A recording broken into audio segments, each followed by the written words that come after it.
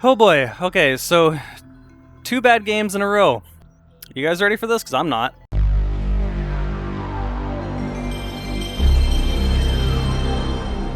Hey guys, as always, Jarek here, and welcome to hell. If I look tired, it's because I just got done streaming this game for about 5.5 hours. It was miserable. I remember all the trailers for Red Steel. This was a launch Wii title, and the trailers made it look like the cutting-edge technology future of gaming that it wasn't. It also gave us an early preview of Ubisoft cringe that we would see at E3 a few years later. I know, we're crazy at Ubisoft, we're crazy. I wish this could have all started when we all had a Commodore 64. Everyone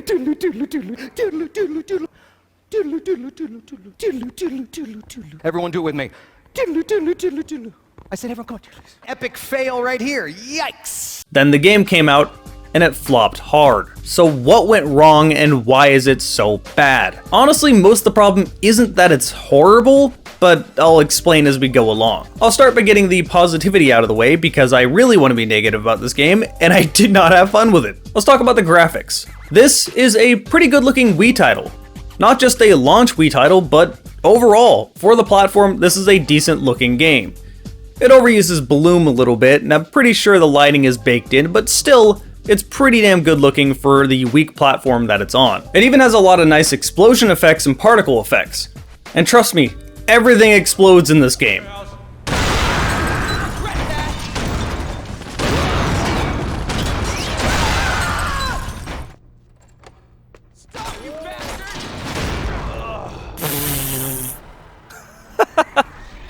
That was not the barrel I was trying to shoot. Fuck. You can even take chunks out of walls, leaving dust all over the place. I'm pretty sure this game was heavily inspired by John Woo movies, or maybe they played Fear the year before, which was also inspired by John Woo movies, so yeah, they probably were. While it doesn't do it anywhere near as well as Fear did, that's to be expected. Fear was a PC exclusive, then later got ported to the 360 and PS3.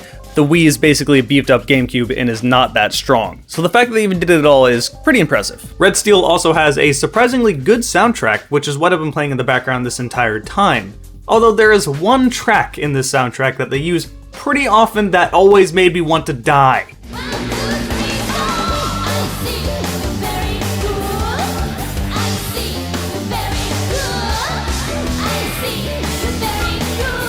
What is this shit? It's awful. Alright, positivity ends here. Fuck this game. It sucks. Here's why. Let's start with the story. It's presented in the most boring way possible. Sometimes you get these cutscenes with interesting art styles.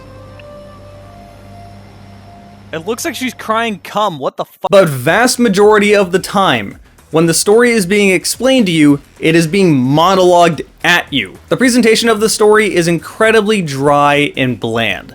All your main character can do is stand in place looking at the person talking at you for much longer than they need to talk. If you're gonna have a silent protagonist, at least do what Half-Life 2 did and allow me to wander around the room. I'm already not listening or caring. Give me some stuff to mess around with. The voice acting and tone of the story is really special. It almost comes across as racist without trying to be. It's obviously not intended, it's just done really poorly. Domo. We can take care of ourselves now. But please hurry.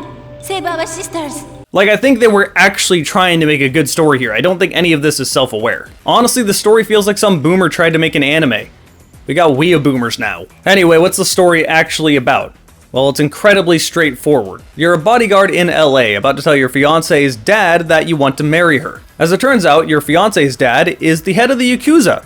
So he's very powerful. As a result, he also has a lot of enemies. So the day you're about to tell him you want to marry your fiance, you get attacked. Your fiance gets abducted and you're supposed to trust her father because even though he's a very valuable member of the Yakuza with a lot of money and influence, he's one of the good ones. He puts his money in the right places. Yeah, totally. Anyway, her father gives you a special sword that means a lot, and the whole time I was trying to figure out why this sword means something special, I thought it was gonna have some stupid dumb magical properties to it, but no, as it turns out it's just an old sword that everybody wants and they're upset that you have it. That's it, never goes any farther than that. Anyway, this kicks off the chase of going from LA to Tokyo to try to find your fiancé. I swear to God, every mission in this game drags on for way longer than it needs to. You'll see someone dragging your fiancé around, you catch up to them, then they get away, you catch up, then they get away, and this happens 4 different times. Or maybe you're trying to rescue someone else and the same exact thing happens. It feels like every level drags on 30 minutes longer than it needs to. And that's going to be a reoccurring theme. Tons of padding in this game. But not a whole lot happens in between. You meet some powerful people, you get them to trust you, you get backstabbed a few times, but really the main point is just to try to get your fiancé back. Let's skip right to the ending since nothing in the middle means anything. You finally catch up with the main villain, and you've got him subdued. Another ally was helping you, and he ended up getting poisoned. This main villain has the antidote, or at least he knows where it is, because of course he does, and if you kill him, you'll never get it, so he'll die. Effectively, the bad ending is that your ally kills the main enemy, and they both die. Whereas the good ending is, no more war, no more killing, let's spare this guy, you get the antidote, everyone's happy. It's the dumb Disney ending. How is that the good ending? I mean, the bad ending is you kill the bad guy. One of your allies dies in the process, but you're still alive, your fiance's still alive, you get married, and then you're happy. That's a way better ending to me. But really, I can't stress, it's not necessarily how bad the story is itself, it's the presentation. It's just so goddamn boring. People talking to you way too much and way too often. And to add insult to injury, you can't skip any of this, and checkpoints are typically before the monologue, so if you die, you have to listen to it all over again. I started getting into a habit of making save states so I didn't get into that situation, but I shouldn't have to. And also, if you weren't playing this on Dolphin and you were playing it on the Wii, you wouldn't have been able to, because you're not playing on an emulator. And now we skip to the gameplay, which, oh boy, I have a lot to say here. At its core, it's not an awful shooter, it's just painfully mediocre. I'll cut it some slack since it's a Wii launch title. They didn't really know what they were doing with the controls quite yet, and it really shows in this game. There's a severe lack of options. There's only 3 aiming sensitivities, and you can't change anything involving turning. I found that high sensitivity felt nice for aiming, but then when I turned, it was just all over the place. But the actual gunplay is pretty straightforward. Enemy AI is incredibly dumb. They'll either stand in the open shooting at you or sit behind cover doing nothing. You have guns, you shoot them, they die, rinse and repeat. If this wasn't a Wii title, you probably would have quit after the first hour out of sheer boredom. It's just a mediocre shooter. But the problems you get into is when they try to do more than that. For example, when they try to implement Wii motion controls into the mix. I thought I was going to get a bunch of weird janky motion controls, but no, the problem I ran into is that they tried to put too many things on the same motion. For example, reloading is flicking the nunchuck up, but that's also what you do if you want to open doors or pick up items. It's also what you do if you want to melee someone when they're close to you. You can see why this would be a big problem. More often than I care to admit, I would go to reload, then pick up a gun that was on the ground, putting me in a terrible situation. Or maybe I wanted to melee an enemy in front of me. Well, the way meleeing works is that when you get close enough, a picture of a sword shows up, then you swipe the nunchuck and you hit them with a sword. Problem here is that, again, it's the same motion to reload. So if you just don't melee them, now you're reloading right in the face of an enemy. To make things even worse, you can't cancel reload animations. So cool, you're standing there in front of an enemy reloading and you can't stop it. To make things worse, if you try to swap weapons as you're reloading, it will buffer that for when the reload ends. So now you reload, then swap weapons. Fun. Now there is a button for reloading on your controller, but it's up on the D-pad, which is too far away to push in the middle of combat, so you're definitely going to be using these motion controls. The guns themselves are serviceable. They don't sound very loud or punchy or satisfying, and you don't have a huge variety of them. There's a few things about them that drive my OCD up the wall. They don't make the game any worse, but I just want to point these things out. For example, you get a 1911 with a 20-round mag. Imagine how long a single stack mag would have to be 20 rounds. The SCAR has a red dot on it, but you don't ever actually use it. In fact, the way you scope in is really awkward. In order to aim, you press the A button, which is also the lock-on button. I don't really like this because when you lock onto enemies, it turns you to face them and physically moves your aim. This is really awkward, and I found it hurt me more than it helped me. But if you want to zoom in, you push your nunchuck closer to the screen and pull it further away to zoom out. This is again awkward and just kind of doesn't work very well, so I didn't use it much. To make things even worse, the red dot on the scar gets in the way. Since you're not using it, it's just more stuff taking up your screen. I do like that they have the Type 89 in this game because you rarely ever see that gun. I would like to see more obscure, interesting weapons in games. But then there comes the USAS. It is a fully automatic shotgun that should function something like this.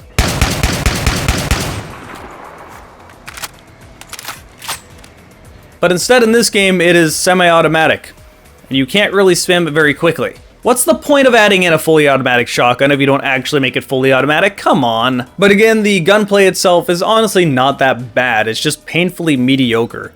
It would be perfectly acceptable if the game was only around 4 or 5 hours long, but it's not.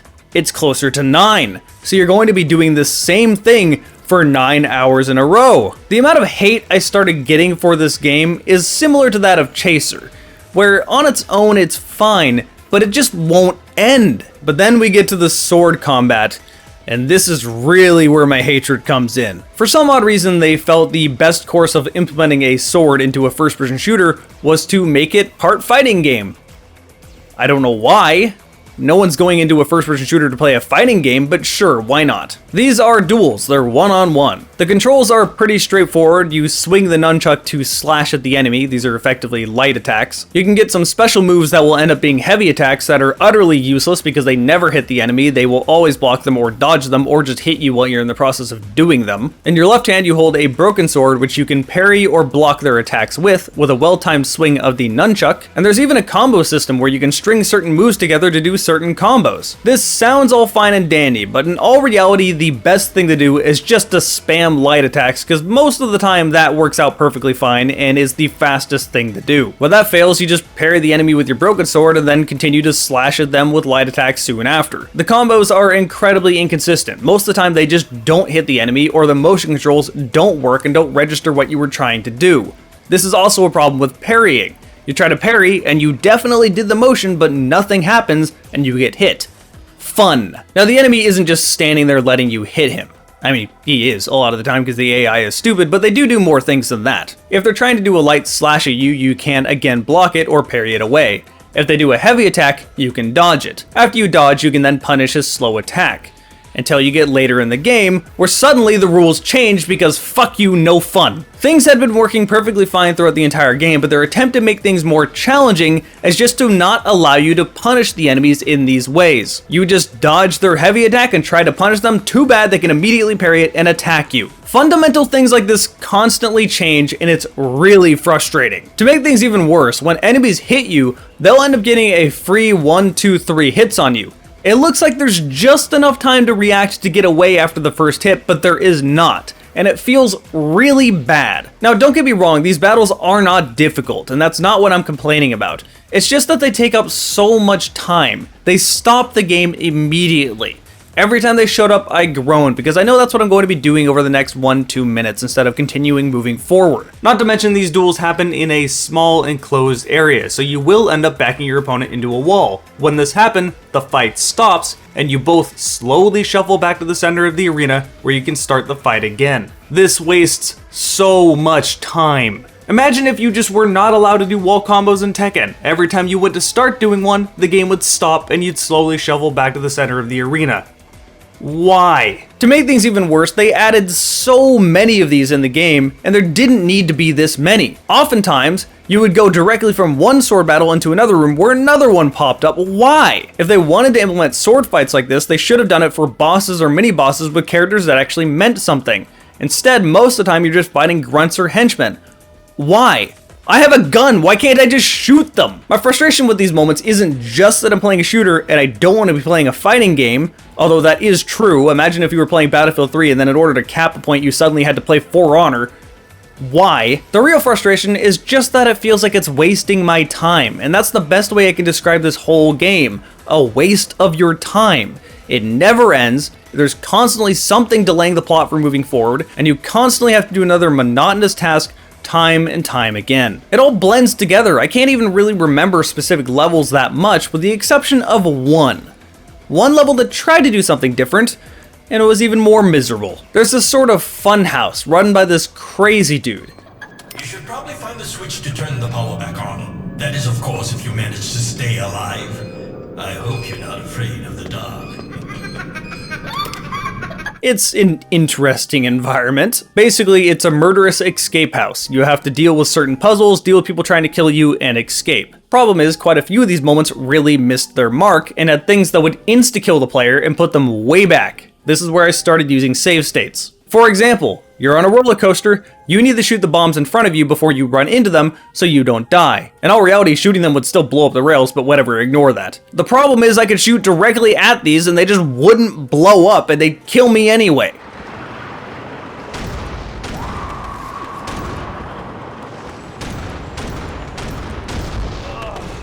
What? All those shots and none of them hit it. What is that fucking... This game, man. Or maybe there was a battle that had a ton of snipers, and you finally killed all of them.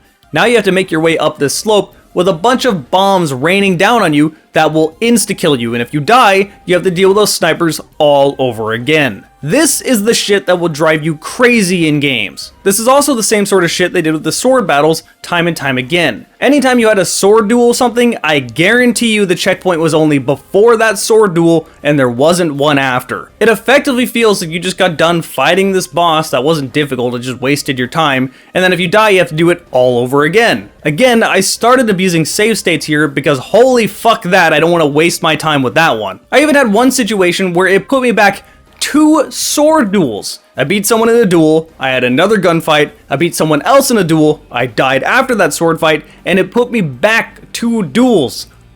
Why? Why is there no more checkpoints here? To make things even more confusing is that the checkpoints are usually fine, they just occasionally fuck up in this way. You can understand my frustration towards this game. Despite the fact that it is just a mediocre shooter with some bad sword duels in it, they do a lot of questionable things that test your patience. The more and more I played this game, the more I saw why it flopped horribly on launch. Sonics? Oh, this makes me sad. I miss the Sonics, dude. I want the Sonics back. Fuck OKC. Fuck Clay Bennett. If you're wondering how well this game aged and if it would still be fun to play now, it didn't age well. It would be awful to play now. I don't recommend it. That said, a lot of people tell me, pretty much everyone I've ever talked to has told me Red Steel 2 is amazing. So, be looking forward to that because that's what I'll be playing next week. I hope you all enjoyed watching me torture myself playing this game. I cannot think of the last game I played that I really didn't enjoy as much as I did not enjoy this one. Maybe Exodus from the Earth. Exodus of the Earth, I don't even remember the name, not important anymore. Still, a huge thanks to all you guys that joined me over on Twitch. I got a lot of subs this time streaming this game. I think people saw the torture that I was going through. I really do appreciate it. If you want to join me in the future on Twitch, it is twitch.tv/JarekTheGamingDragon. If you subscribe, you get to see my videos ahead of time. Thank all of you for watching, and I'll see you next time.